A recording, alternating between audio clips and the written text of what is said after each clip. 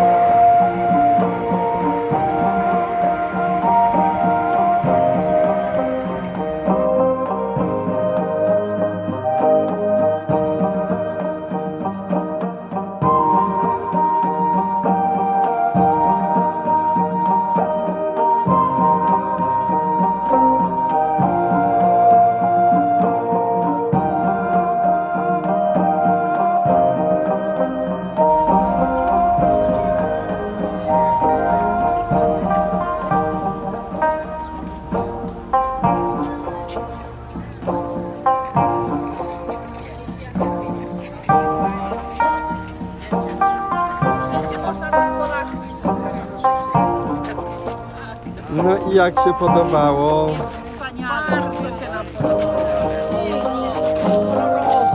Ciepło, nie? Przepiękne kwiaty, przepiękne